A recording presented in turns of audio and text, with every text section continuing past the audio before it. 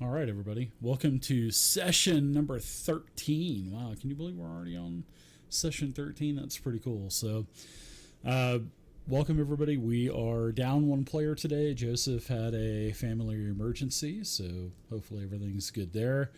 But we're going to continue on and try not to kill his character too bad. I'm sure Doug and Too bad. Will and everybody's just going to kind of push him on in. There you go. Too good. So, hey, everybody, what's going on? All right, so we left off to where you guys had gone, and you went to the district where the well was. Well, not the well, but this area to where there's a fountain, and it was in the woodworkers district. And you confronted the guards. The guards told you were going to need some type of a writ of passage.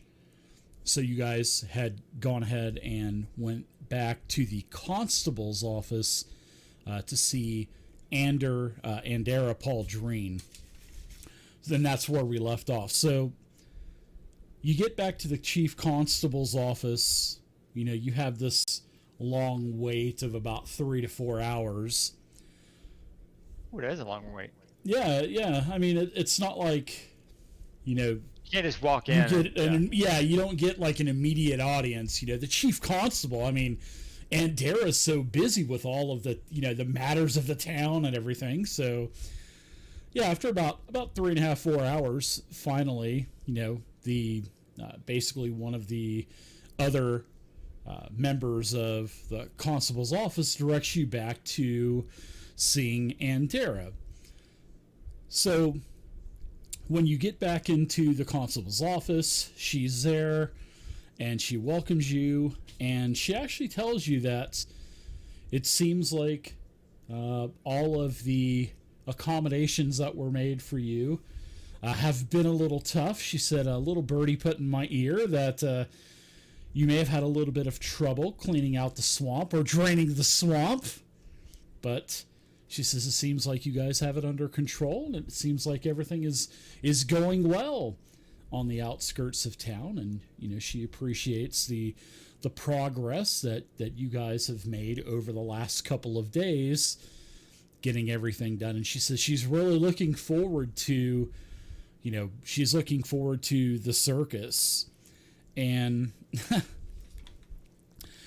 she actually tells you that Delamar Glanvin, the one curly Q mustache guy that was there trying to talk her down from allowing you to have to allow performances, she said that he has stopped by a couple of other times trying to you know, still have your writ revoked for performing for the town. And so she tells you that she thinks that the Celestial Menagerie feels threatened with your presence here in Escadar.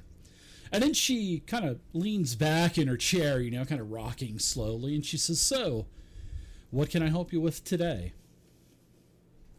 Well, thanks for telling us about old Delamar there. He is a pretty squirrely little clown of a guy. But, you know, it's okay. Maybe one day he'll come to his senses, and you know, he'll realize the true artistry of the circus when he comes and watches us. She says, "Yes, I agree with you, Emu. I think he would be a great politician because it seems like he's a snake like all of the others." She says, "And that's what worries me about my time here. Of course, you know, with the upcoming elections and everything, you know, I've tried to be the most legitimate, and I think I have been the most legitimate constable over, you know, the past several decades here in Escadar. And, you know, of course, we have the elections coming up, and it just worries me because, you know, I want Escadar to flourish. And so I've tried to do my best, and I've tried to be fair, and I try not to. In fact, I do not have any kind of alliances with any other groups or organizations and everything. And that's why I think I've ruffled some feathers, you know, since I have been in office here in Escadar. But not to waver. The elections will be what they are, and if the fine people of Escadar vote me back for another term, then that will be good. But it still worries me because I care about the town. You drain the swamp, so that's a pretty good accomplishment for a politician. Here, yeah, I mean, I'm glad that the swamp is drained. We had talked about expanding the little walls of Escadar a little bit. Our population is booming, so we were thinking about putting some more condos up down there and just kind of expanding the town a little bit. Well, the next thing that really push you over the edge is you really got to get a handle on this sewer situation, because I've heard, from other little birdies that the sewer system is really bad. I don't know what your residents are putting down there or what they're putting in their stomachs first, but either way, there's some grumblings coming from the sewer that seem kind of unnatural. So we don't mind that kind of stuff. I mean, I love just digging into sewers and sewage smells and just like getting to the root cause of that kind of an issue and solving it. So we'd like to do that over in that in the woodworkers district, if you don't mind, and just go through there. But we need a writ of passage because you've got excellent guards doing excellent guard duty, and they won't let us get past unless we have one of those fabulous letters from the illustrious constable. Oh, That's you. Before I forget. Oh, yes. We brought you a whole bunch of free merch here as well, and I'll pull out a whole bunch of Spoon the World shirts and spoons and some free passes to our circuit. Oh, well, thank you. She calls for Dericus, which is one of her helpers, and she basically gives everything. She thanks everybody, and she thanks you, for all of the merch, and she says, "Oh, just put this out in the constable hall and allow the visitors to take whatever they want." We appreciate that. If I may. Yes. You say you're nervous about your election in Delamar. If he worries you, I mean, you've been upstanding. You allowed us to earn our keep. And, yes. I think I have. Thank you. You're so flattering. If you make us 4 honorary citizens, you got 4 votes right here. I'm just saying. Well, I do appreciate that. I mean, you're not citizens of Escadar, so unfortunately, I wouldn't be able to count your 4 votes. But I do appreciate that. Yeah, well, I will definitely take your honorary votes. Well, yeah, I mean, we could also have advertising for you too. Just use us to your advantage. Yeah, well, I think that could be. I totally agree. And you scratch my back and I'll scratch yours, and you've obviously been scratching not only my back but the back of the entire town of Escadar. And I scratch a lot of things, really. Oh my goodness. And she says, I think we have a good rapport going on between us and your fine circus of wayward wonders. And even though that Celestial Menagerie is not liking that, there's just something that just kind of rubs me wrong about the Menagerie. And it's nice to have a breath of fresh air, I guess you could say. So yeah, you got to rub everybody the right way. Yeah, I agree. Actually rub you the right way. I mean, even goblins know that. Of course, that goes for everyone, and as you mentioned, digging into the sewers, and I love it. I had dipped my toes into the adventuring profession, and it just didn't work out with me. But as not only as you're running a circus, you're also adventurers, and our sewer is very old. It was built on basically, as you see current Escadar as it is today, it was basically built on top of old Escadar. So there are a bunch of ancient ruins that we have under the city, of a lot of empty buildings and sites, and there has been in recent times some unsavory characters starting to delve into old Escadar, which is under our feet. And so that's basically why I have my guards posted up at the wells because, I'm not sure. But anyways, I have to ask you this first. Why do you want to have a writ of passage? I mean, what is the whole point of this? I mean, I figured you would be so into getting everything ready for your performance in 5 days. What is the purpose of this? I mean, what say you? I mean, why do you need any help for a writ of passage? We have some reason to believe there might be some sort of a Moonstone hall around here that maybe got kind of buried over with the rest of the city. I think this was before your time because you look quite young for a human. Well, thank you. But I talked to some old people, and the old people said that they thought it might be over there, and so we make lots of friends with people, and so other fine, upstanding people like yourself. One of those was the old priest Bellini. So flattering. Yeah. He's definitely not as young and sprightly as you, but he's also a pretty good guy, and he said that he wants us to come look for. Maybe there's some kind of shenanigan stuff going on there. So, we make promises to help him, kind of like draining the swamp for you. We just said, well, while we're here doing our circus act, we would like, just take a look around and help him out. So if we look in there and there's nothing there, no big deal. But, we are only here to do, we like being heroes because that helps the circus when they say, oh, it's a circus full of heroes. And we're definitely well known on the rest of the island. We just want to be like, the next best thing out here too. So why don't all of you give me a diplomacy check, if everybody wouldn't mind.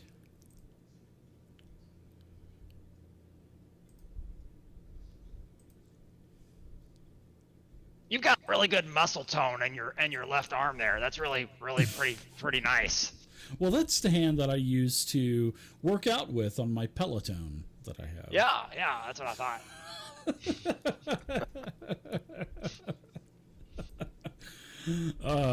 So, I mean, those are good roles. And she says, seeing that, even if your attention is away from the circus and getting everything set up, would you have the time to maybe check out the Moonstone Hall? I mean, we're amidst preparations for election, and we don't have a huge guard. There's really no need for it. But would you be able to still have everything ready in time? 5 days for the circus, if you were to maybe take a little while, maybe take a day or so and check out this Moonstone Hall. And she says, and yes, it is the Moonstone Hall, as you mentioned. I think we can squeeze it in. What do you guys think? Yeah. We're pretty proficient. Like you should have seen how we just handled that swamp. There was like a sludgy monster, and I tried to save you a piece, but it's like acidic, and I don't think it would do very good. If you got drop on you, it might hurt. But and then not good for my skin. Then there was like a Bargus. And Bargus was horrible. He was a nasty critter, and we took him out like that. I mean, it was. I gotta be honest. We thought we might have all died. So we could have potentially all died, but we didn't. And maybe that'll happen in the Moonstone Hall too. We might all die. So, but if we don't die, we'll be back to the circus. Well, yeah, the show still goes on though. We have people that takes care of the show also. I mean, we run the show, there won't be our acts, unless they can summon the dead. Or like have Ghost or something, like a Well, Ghost. that would us. be a good show. I mean, especially if you're a master of illusion, maybe, that would be good. I mean, it's all about the performance, right? But I hope there's been some treasure for you out there in the swamp, at least. I mean, to, compensate you for your time. I know that there was an old cave system out there, but I'm not sure. Oh yeah, I've been meaning to ask. Can I get your autograph? On this journal. I got this really cool journal I found. I'd like to get you to autograph it. You might recognize the name. It's an autograph on a journal. Huh. Yeah. This is this guy that he seems pretty interesting. His name was Juniper, and I guess he was like a cat burglar in the area, and you busted him. And so I found all his stuff, and so I was like, how cool would that be if I got like an autograph from the person that busted the cat burglar in the cat burglar's journal. Wow, as soon as you mentioned the name Juniper, her eyes, I mean, they are huge. And she gets so excited about you saying, the name Juniper. And, as you show her the journal, she kind of takes it and looks at it, and she opens it up and she says, "Oh my, this journal brings back memories." Juniper eluded the law for such a long time, and I finally apprehended her, and it was more than just a feather, putting a feather in my cap or putting a notch on my belt. It was actually the start of my career. And wow, I haven't heard that name in such a long time. And when I just happened to catch Juniper, it was kind of luck. I just happened to have been in the right place at the right time, and we nabbed Juniper, and she's flipping through the pages and stuff, this old brittle journal, and then she kind of snaps the book closed and sets it on the table, and she has this look of triumph. I mean, she's actually really excited about this, and then she kind of pushes the book back over towards you, Emu. She says, I always knew that Juniper had another hideout besides, the slum houses and, the Conclave Square here in Escadar. I don't believe in fate or anything like that, but for you to find something of hers in the swamp, that, at this point in my career, I mean, this is just such a remarkable coincidence. And, would you like to sell the book first and foremost? Because, I would love to have this as, I don't know, maybe, I guess you can maybe say this could be a prize or maybe a trophy that I could say that I've taken, but I would be interested in buying the book from you. And, of course, I'm also going to give all of your names to my staff, and, you'll be able to reach me at any time. You don't need an appointment. I'll be at your beck and call anytime that you would like. Oh, that's pretty awesome. Yeah, so I mean, you've made a big impression on her. All of you have really made an impression. If you want the book, I think we could let you have the book. I mean, we did look through it, and it looks pretty cool. It's got some cool stuff. What happened to Juniper? Is Juniper still around, or is she in jail, or what? Juniper is no longer. She was executed for her crimes. Oh man, that's pretty harsh. But she seemed kind of cool in a way. I mean, like a bad guy way, but still kind of cool. She took from the rich and gave to the poor. But unfortunately, she took too much from the wrong rich people that basically wanted her caught. That'll get you every time. That's what my grandma taught me back when I was growing up. She said, you could steal, but don't steal from the wrong people or you'll be in big trouble. Yeah, she definitely stole from the wrong people. They spared no expense on finding her. But yes, I definitely owe you one. And she takes the book and she just kind of looks at it and, kind of ripples through the pages, a couple more times, and she says, I really appreciate this, and I feel like I'm in debt to you, and I owe you one here. So, seeing that you didn't want to sell it, I still want to, reward you for that. So if there's anything you need, please let me know. If there's anything you need to help get the circus set up, maybe I could send out some of our laborers to help as well if you need it. And as she pulls a piece of parchment out of her desk and she dips, her feathered, ink quill into the ink, and she starts writing out this written, and she says, I really appreciate it, but let's get back to business here in the Moonstone Hall. She says, this is an old, abandoned, buried temple of Eridan. And you all know who Aridin is. You know, he was a living god that just recently died or disappeared in the last 100 years or so. And the reason why she has these guards at the well was because not only her, but her authorities, they want to keep the temple clear because not only of its worth to the city, but also, you know, of the possible artifacts that it could contain. And she just wants to keep it clear of the undesirables and the smugglers and criminals because they have been kind of shacking up down there. And that's pretty much why she has posted guards there at the entrance. And, you know, since all of you have showed such an initiative on clearing the plot of lands, I think it would be good for you to possibly do a full exploration of the site and maybe map it for us. I mean, we just do not have the manpower, unfortunately, to do that.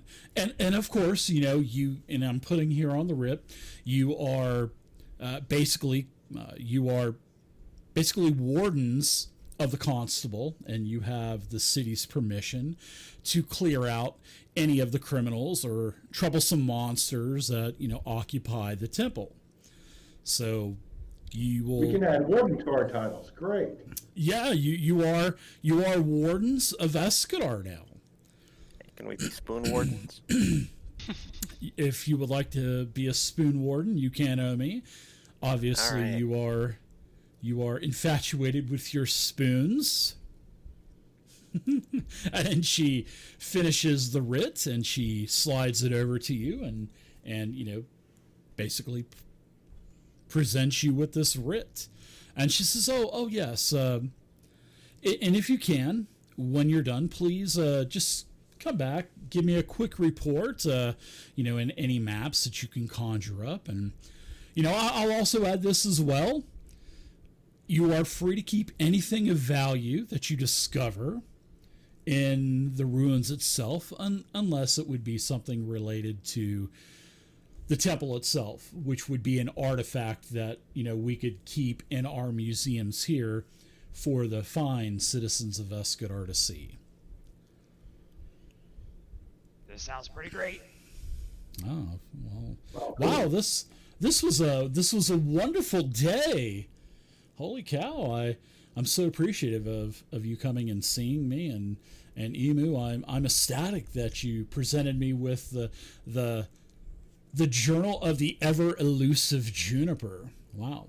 Maybe this will hold some type of you know, facts, or maybe something that could maybe solve some old crimes that we have here that have never been solved in Escadar. I think that would be wonderful. I think I'll dive into it as soon as we are done here. Right. That sounds great. All right. So yeah, you guys have your writ by Andera. So what say you, adventurers? What would you like to do? Emu will be walking out and being like, "Bye, everybody. Bye. Glad y'all got a chance to see us." Oh yeah, and she's also got with Dericus as well, and she has made it known that all of you do not need any more, you know, wait times for audiences or anything like that. So, cool. Wow, you guys are in good graces with the constable. What time of day is it now? It's midday. It's about midday. You guys had quite a long wait there at the constable's office. So, but out of character, I will say this: I wasn't expecting you to give or actually tell her about, you know, Juniper's journal, even though it did mention, you know, Andera in the journal. Yeah, that's totally cool. So, you know, that's why I was making you guys do the diplomacy checks, was to get the writ. I mean, your checks were obviously good enough, but yeah, Because it was going to go differently for you guys if you didn't. There would have been taxes involved with anything that you would have found, et cetera, et cetera, et cetera. But all of that has been waived. Yeah, that's pretty cool. All right, no time like the present, guys.